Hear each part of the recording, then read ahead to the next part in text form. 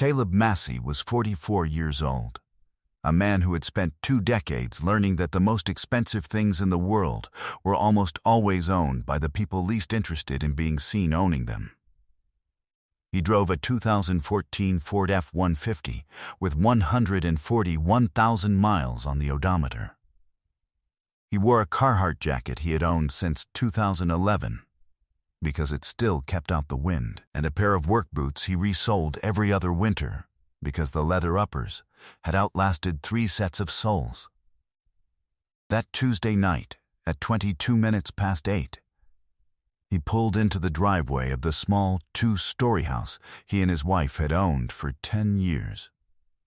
On a quiet street 6 miles outside of Cedar Falls, Iowa, he climbed the porch steps with his overnight bag in one hand. He tried the door. The door did not open. He tried his key. The key did not turn. He stood for a moment in the snow and the porch light, and then his wife appeared at the front window in her robe, and she slid the window up 2 inches, and she told him, in a voice that was already prepared for the conversation she had been rehearsing for 14 months, that she had changed the locks that afternoon, that she would not be opening the door, and that he would be hearing from her attorney in the morning. She did not know that, at that exact moment, a Blacktown car was already 5 blocks away and approaching the house. She would understand who had sent it within 90 seconds. She would understand who he was, finally, within 96 hours. Before we jump into the story, comment where in the world you are watching from and subscribe, because tomorrow's story is one you need to hear. The house was a 1980s split level on a half-acre lot with 2 large oak trees in the front yard and a detached garage that Caleb had re-roofed himself the summer after they moved in. He had bought the house for $198,000 in 2009, 2 months before he married Lorelei. He had paid it off in 2014. He had not refinanced it.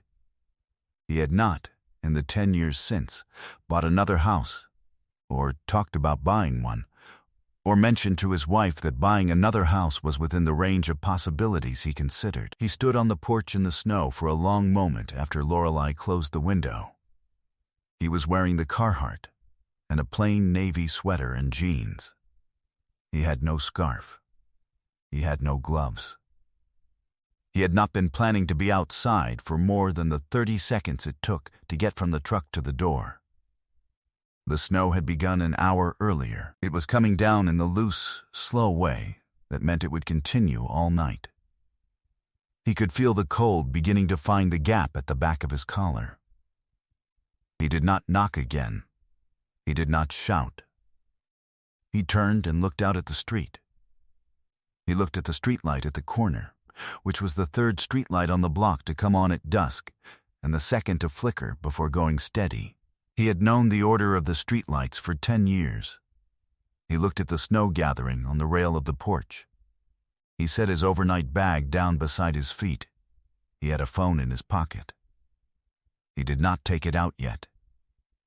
What he was doing instead was running through, in his head, what his wife had just said to him through a 2-inch gap in a window. He was filing the language. "I changed the locks this afternoon. I will not be opening the door tonight. I will not be opening it tomorrow. You'll be hearing from my attorney in the morning. I have made my decision. I want you to think about that on the drive to wherever you are going." She had said the last sentence almost gently, as if she were granting him a kindness, as if the question of where he was going was a small problem she was kindly leaving him to solve.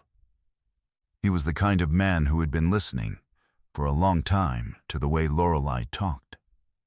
He had filed, over the last 14 months, a small set of things that did not add up. The night out with her old college friend Sarita that had not. When he had casually mentioned it to Sarita's husband at a backyard cookout in July, occurred the bank statement that had arrived in the mail in March with a transaction history he had glanced at only briefly, because he had been pulled away by a phone call, but which had included a $6,000 transfer he had not recognized. The Tuesday and Friday perfume, the phone that had begun to lie face down. He had not done anything with any of these things yet. He had been waiting, the way he had learned to wait for an industrial deal to close, by letting the other side commit fully to a position before responding to it. She had committed now. She had locked the door. He picked up his overnight bag. He walked back down the porch steps. He stopped at the bottom of the steps. He took the phone out of his pocket.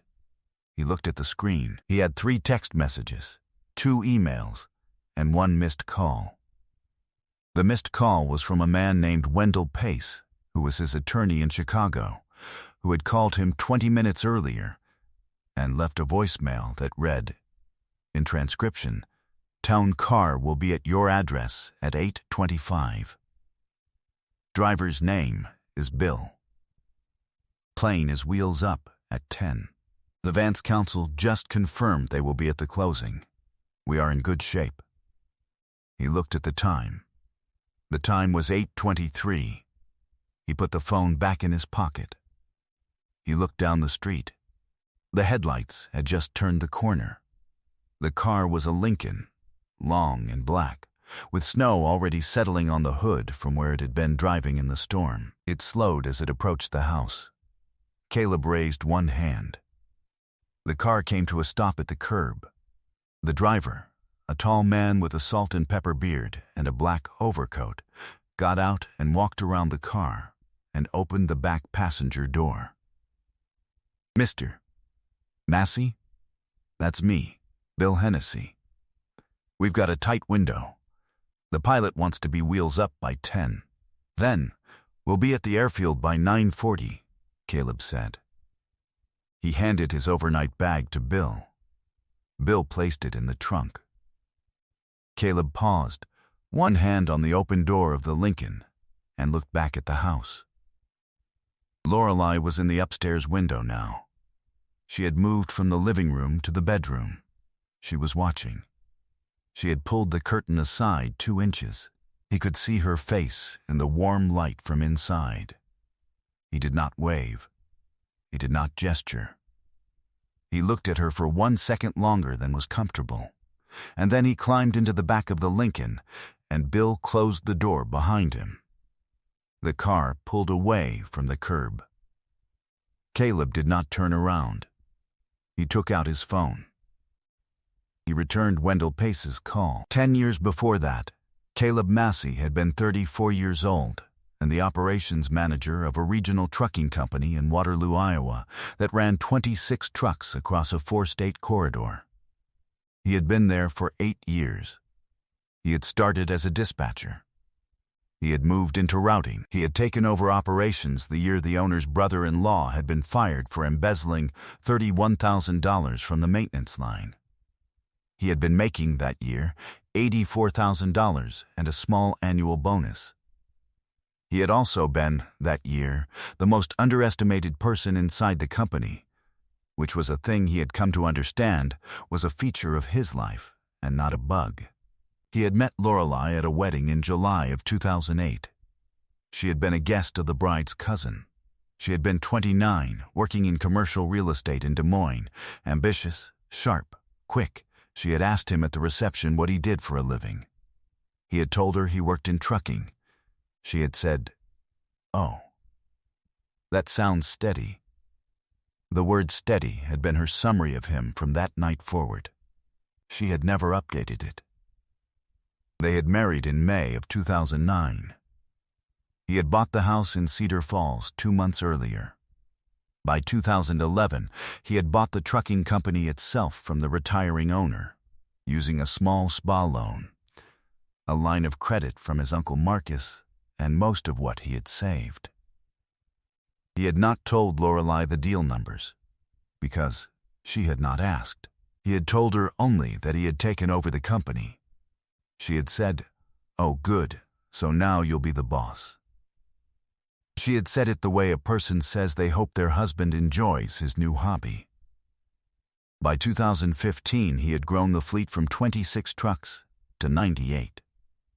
By 2018, he had sold the company to a Midwest holding group for a price he had not disclosed to his wife, because by then he had understood something about her that he had been slow to understand, which was that she did not actually want to know what he did. She wanted to know what it produced for her. He had produced, for her, the same modest life she had told her friends she had married into. He had let her continue to believe that what she saw on the outside was the limit of what existed. He had used the proceeds from the sale of the company to start a private acquisitions firm in Chicago. With 2 partners, he had spent 5 years quietly buying up undervalued mid-market industrial businesses across the Midwest. Companies that made components, fasteners, valves, fittings, and stitching them into a single privately held holding group that he ran from a small office on the 7th floor of a building on Michigan Avenue. The holding group was called Hennepin Industrial Holdings. It was named for the road his father had driven to work on for 31 years. Most of the executives at the companies he had acquired had never met him personally. The acquisitions had been handled by his partners and his attorneys. The signatures on the documents had been Caleb's, but the only people who saw the documents were the principals at the firms he had bought. The closing scheduled for 10 p.m. That Tuesday night was the largest of his career. It was the acquisition of Vance Manufacturing, a 140-year-old precision parts maker headquartered in St. Paul, with 790 employees and 4 production facilities in the Midwest. The deal had been negotiated over 14 months. The total transaction value was $417 million. The regional vice president for strategic accounts at Vance Manufacturing was a man named Bradford Keene. Caleb leaned back in the seat of the Lincoln. He pressed the phone to his ear. Wendell answered on the second ring. "Did you make the car?" "I made it." "How's the weather?" "Bad, but Bill can drive." There was a pause. "Caleb, yes, your phone has been pinging an unusual number of bank notifications for the last 6 weeks. I called you on Friday about it. You told me to keep my eye on it. I want to know if now is a good time." Caleb looked out the window at the snow. The car was already on the highway, the wipers moving in their steady rhythm. "Tell me," he said, "your wife has been making transfers from the joint account into a vehicle called Keene Halberd Real Estate Fund. The transfers have been small. $3,000 here, $4,500 there. None of them individually large enough to trigger a notification. Collectively, over 14 months, they amount to $87,000. The Keene Halberd Real Estate Fund is registered in Delaware. Its managing principal is a man named Bradford Keene." Caleb did not move. "Wendell, yes, that name. I know. Is it the same one?" "It is the same one." There was a longer pause. Caleb could hear very faintly the sound of Wendell breathing on the other end of the line. "How long have you known?" Caleb said. "I confirmed it this morning. I would have told you in person tomorrow. I was waiting until after the closing because I did not want it in your head tonight. But you are sitting in the back of a car your wife does not know is coming for you, and I think you should have all of it before you walk into that room." Caleb closed his eyes. He counted, in his head, the number of times he and Bradford Keene had been in the same room over the 14 months of the Vance Manufacturing negotiation.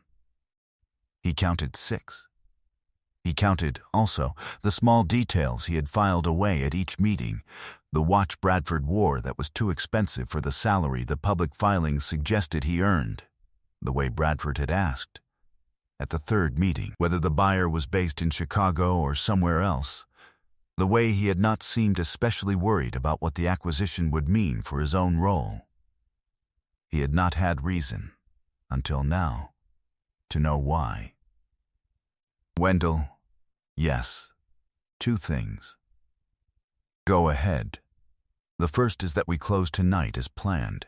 Nothing about the transaction changes. We do not reveal anything that we are not legally required to reveal in the closing room. We hold. All right. The second is that on Friday morning, after the announcement to the Vance staff, I want a separate meeting set with our compliance team and Vance's compliance team to discuss undisclosed conflicts involving members of Vance's executive ranks, specifically the operation of a private investment vehicle by Mr. Keene that has been receiving capital from the spouse of the acquiring principal. It will be set. Third thing. Yes, I'd like you to file a quiet review on the $87,000. I do not want it loud. I do not want it in the press. I want the money returned. I want the fund dissolved. I want Mr. Keene to understand by the end of next week that there will be no version of his life in which what he has built continues to stand. Understood. He hung up. He looked out the window. The snow was heavier now. The road was empty. He could see, in the side mirror, his own reflection. He looked the same as he had 10 minutes ago, standing on his porch in the cold. He did not, in any sense he could feel, look like a man who had just lost his marriage. He looked like a man on his way to a closing. He didn't move fast. That was what Lorelei had never been able to see in him, because she had been looking for fast for 10 years, and had decided, when she could not find it, that it must not exist. The closing was at a law firm on the 42nd floor of a building in downtown Chicago. The plane landed at Midway at 12 minutes past 9. Caleb arrived at the building at 20 minutes to 10. The Vance counsel was already in the conference room. Bradford Keene was not at the closing. He was a regional VP, not a signing officer, but his name was on a half-dozen of the documents. Caleb signed his side at 10:14. The wire was confirmed at 10:26. The transaction closed at 10:31. He shook hands with the senior Vance counsel. He thanked his own team. He took a car to his apartment in River North, which he had owned for 6 years and which his wife had been to twice. He slept 4 hours. He was awake by 5. He drank a cup of coffee. He sat at the window and watched the snow continue to come down over the city. At 6:45, he called Wendell back. I want to handle the marriage piece today. All right. I want to be at the meeting with her attorney by Friday afternoon. I would like the Vance announcement to her staff to happen Friday morning. I would like the timing tight. Understood. And Wendell. Yes, she does not know yet. No, she does not. Let's keep it that way until Friday. He hung up. He poured a second cup of coffee. He looked at his phone. There were no messages from Lorelei. She had not called overnight. She had not, evidently, expected him to need to be in contact with her. She had pictured the version of the night in which he had driven, in his truck, to a friend's house or to a Hampton Inn off the interstate, where he would sit on a polyester bedspread and try to understand what she had done to him. She did not know about the Lincoln. She did not know about the plane. She did not know about Hennepin Industrial Holdings. She did not know about the $417 million wire that had hit at 10:26 the night before. She believed she was the one with leverage. That was the part she had never been able to understand. She had spent 10 years deciding exactly what kind of man Caleb Massey was. She had been wrong about the most important thing. She had mistaken his quietness for the absence of weight. It wasn't. Patience was his most practiced skill. It was just the one she had never had reason to watch him use. For the next 3 days, Caleb did the work he would have done in any other week. He took meetings. He approved the Vance integration plan. He signed off on a small bolt-on acquisition his team had been working on for 2 months. He returned a phone call to his Aunt Marcine, who lived in Cedar Rapids, and who had known something was wrong from the moment he had picked up the phone, although she had not asked, and had only told him that she had made a pot of red beans and that she would keep some in the freezer for when he came back through. On Friday morning, at 9, the Vance Manufacturing all-hands took place at the company's headquarters in St. Paul. Caleb did not attend in person. The interim CEO delivered the announcement. The acquisition was disclosed. Hennepin Industrial Holdings was named as the new parent. Caleb Massey was named as the founder and chief executive of Hennepin. The slide deck included a single photograph of him. Taken 3 years earlier at a business journalism breakfast, he had agreed to attend on the condition that they not run the photograph in print. They had not run it in print. The photograph had been used, that morning, in an internal meeting at the company where Bradford Keene was an executive. Bradford recognized the face immediately. He did not, for the next 40 minutes, speak to anyone in the room.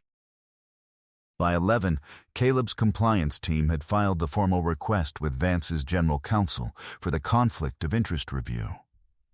By 11:30, the general counsel had pulled Bradford into a private office. By 12, the review was opened. By 1, the Keene Halberd Real Estate Fund had been frozen pending review of the source of its funds. By 2, Bradford Keene had been placed on administrative leave. At 2:15, Lorelei Massey received a phone call from Bradford that she had not been expecting. The call lasted 9 minutes. She did not, in the course of those 9 minutes, fully understand what Bradford was telling her. She understood only that something had gone wrong, that the man she had spent 14 months building a future with was no longer in a position to build that future, and that the reason was somehow her husband, who had been, as far as she had known, an underemployed former trucking manager who had spent the previous Tuesday night driven out of his own house and into a snowstorm in nothing but a Carhartt jacket. She tried to call Caleb. He did not answer. At 3:50, Wendell called her attorney to confirm the location of the 4 o'clock meeting. The meeting was at Wendell's office on the 28th floor of a building in the Loop. Conference room. Long walnut table. Neutral colors. A pitcher of water at the center. Lorelei arrived at 5 minutes past 4, with her attorney, a man named Doug Peterson she had retained from a referral service 3 weeks earlier. She was wearing a black coat she had bought in 2017. She had cried on the way over. She had reapplied her makeup in the elevator. She had walked into the room with the small, set face of a woman who had decided, on the drive over, that she would not show what she had heard at 2:15. Caleb was already at the table. He stood when she came in. He did not offer his hand. He gestured for her to sit. Wendell opened the meeting. Thank you all for coming. Before any discussion of settlement terms, there are several matters that require acknowledgement by the parties in the room. He opened the first folder. He laid the first document on the table. This is the deed of the marital residence on Sycamore Lane in Cedar Falls, paid in full by Mr. Massey in 2014. The home was purchased in 2009, 2 months prior to the marriage. It is, under Iowa law, separate property. Title has been held in Mr. Massey's name solely since the date of purchase. Mrs. Massey is not on the deed. Lorelei's attorney glanced down at the document. He looked up at his client. He did not say anything. Wendell turned the second document. This is a complete schedule of the assets of Hennepin Industrial Holdings, LLC, of which Mr. Massey is the founder, chief executive, and 91% owner. The schedule includes 9 wholly owned operating companies. As of yesterday morning, the schedule also includes Vance Manufacturing, which was acquired by Hennepin and a transaction closed on Tuesday night at 10:31 p.m. The total enterprise value of Hennepin Industrial Holdings, as of this morning, is $1.3 billion. Lorelei did not, for one full second, breathe. Then she did. Doug Peterson took the document, slowly, and turned it toward himself and read it without expression for 30 seconds. Wendell turned the third document. This is a transaction history for the joint personal account held by Mr. and Mrs. Massey at First Iowa Trust. Highlighted on this schedule are 23 transfers made over the last 14 months from the joint account to an entity called Keene Halberd Real Estate Fund, LLC. The total amount of those transfers is $87,400. The Keene Halberd Real Estate Fund is a Delaware entity. Its managing principal is Bradford Keene, until 24 hours ago an executive at Vance Manufacturing, which is now a subsidiary of Hennepin Industrial Holdings. Mr. Keene was placed on administrative leave at approximately 2 p.m. this afternoon pending an internal review. Lorelei had gone the color of someone holding her breath through a long elevator ride. Wendell did not raise his voice. He did not need to. We want to be precise about what is happening here today. We are not making criminal allegations at this table. What we are doing is disclosing that this documentation exists, that it has been preserved with chain of custody, that the funds transferred from the marital account into Mr. Keene's vehicle have been frozen as of 1 p.m., today pending recovery, and that a civil action will be filed Monday morning if a private resolution is not reached this afternoon. We are also noting, for the record, that the marital residence in Cedar Falls, the locks of which were changed on Tuesday afternoon at Mrs. Massey's direction, is not a marital asset and is not subject to division. Mr. Massey is, as of this morning, in possession of the original keys. Doug Peterson closed his folder. "I'd like a few minutes with my client," he said. "Take 15, Wendell said. "We'll wait." Caleb stood. He gathered nothing from the table. He buttoned his jacket. He walked toward the door. He stopped. He turned to Lorelei. He said it quietly, only for her, not as performance, because it was meant for her. "You said I should think about it on the drive to wherever I was going. I did. I want you to know I thought about it the entire way." He walked out without looking back. It did not happen all at once. The settlement came through within 9 days. The $87,000 was returned in one wire on the following Monday. The Keene Halberd Real Estate Fund was unwound by court order in February. Bradford Keene was terminated from Vance Manufacturing on a Wednesday in March, 3 days after the formal close of the compliance review. The 2 failing commercial properties that the fund had been propping up went into foreclosure in May. His name was attached to the foreclosure record. In an industry in which his name had, until that winter, opened a great many doors, his name became a quiet warning. He moved to Arizona. He took a job at a smaller firm. He did not, for the rest of his working life, hold a senior position again. Lorelei moved into a 1-bedroom rental in Des Moines. She found work, eventually, at a commercial brokerage where she had worked briefly before she had been married. She was not destroyed. She was not homeless. She was, simply, smaller than she had been. She was carrying the weight of what she had chosen, the way a person carries something that she cannot set down. Not dramatically, just constantly.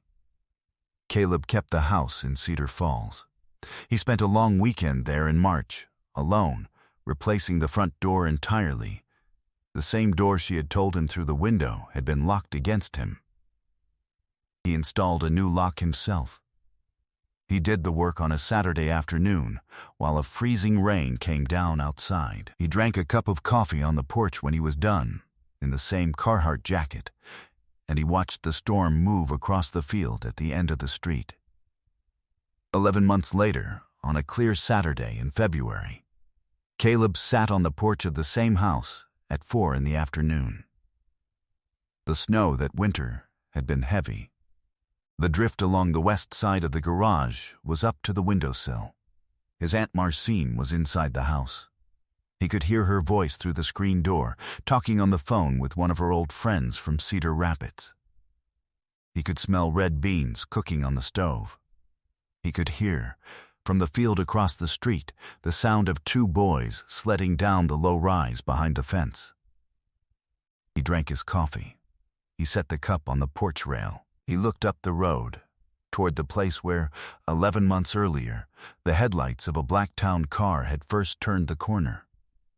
He went inside. He closed the door behind him. He turned the new lock. I hope you enjoyed that one. Be sure to like the video and subscribe so you don't miss the next story. I've picked out 2 more for you that I think you'll really like.